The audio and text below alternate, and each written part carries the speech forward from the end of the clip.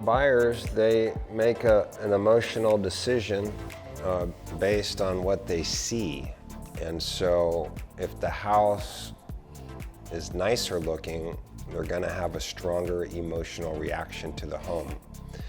Just like if you go to buy a new car, if it's dirty, you're probably not gonna pay as much, but if it's all polished and waxed and looks pretty, you're probably gonna pay a pretty penny. So it's the same concept. The better it looks, the more it'll sell for.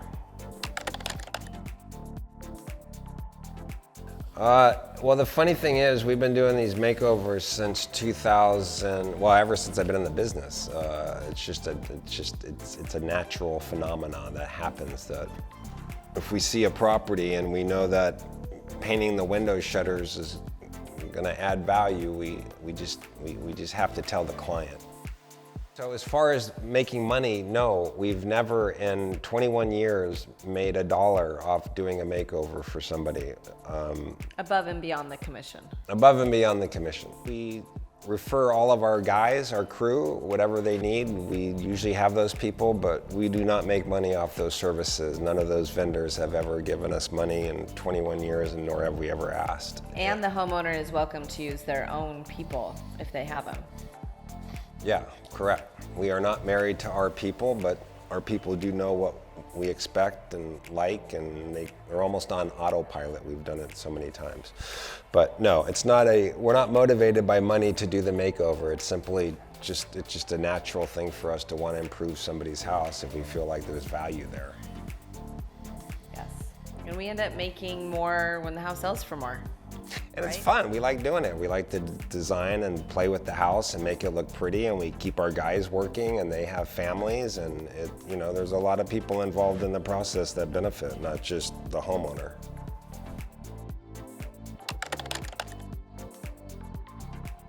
Sure, well, I think that aside from selling for more, makeovers offer value to the entire neighborhood, because whenever one house sells for a lot, everybody else's value goes up, and then it's just beautiful. It's like one more beautiful home in the neighborhood. So it adds aesthetic value that you can't really put a number on, but it sure feels good to walk by a nice house and a nice home and think, I live here too, and maybe I'll paint my house. It might inspire other people to kind of take care of their properties a little more, and pride of ownership is very valuable in a neighborhood. So adding beauty. Yeah, it's a good point, because if a house is worth $1,200,000 in its current condition, and they can spend $40,000 and sell it for $1,350,000, maybe $1,400,000, that literally raises the value of everyone's home in that neighborhood. So everyone benefits. And also, like any homeowner, nobody wants to have like a tear down, a poor looking property on your block. It literally brings down the value. So for us to go in there and create curb appeal and make it look pretty from the street, that's another aspect. That's a huge value for everyone. Yes.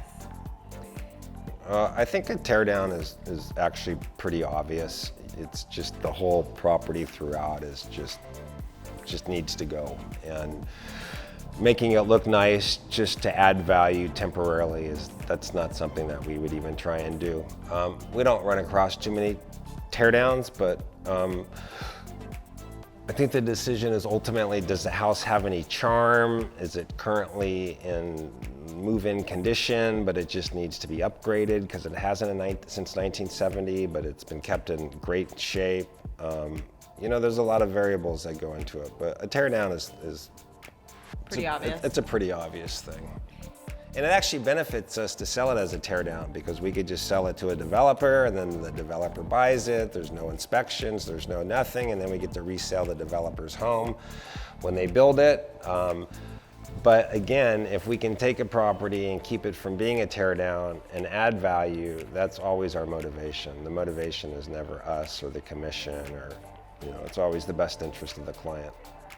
Yeah, and I think there's something to be said because some people will come into our made-over properties and say, "Oh, they just painted the cabinets or they just put paint on the walls, but you know, it's all still the original." Well, some people can see it as a negative. Other people walk in and say, "Hey, this home is in my price point. I can afford this, and I love it. It looks beautiful. It was freshly painted. Everything looks and feels nice and feels clean." There's a lot of value in that for people. Because they can move right in. They can move right in. Well, I first have to consult the higher intelligences. No. Consult the ancestors. You know, for a makeover, you don't really need a whole lot of inspiration. It's really just choosing the right plants and paint colors, and it's really making the right choices. You don't want homeowners doing work on their home that doesn't equate to adding value. Otherwise, it's just wasted money and time and stress. Well, you have to know what people are after.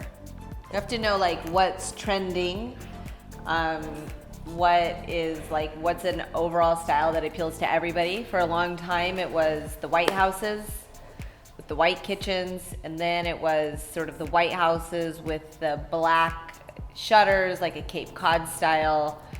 And then now I've been noticing the style is changing. You're seeing a lot of black houses, and I personally love it. I want to build one. They're so cool looking. So you just have to like really stay in touch with what people want.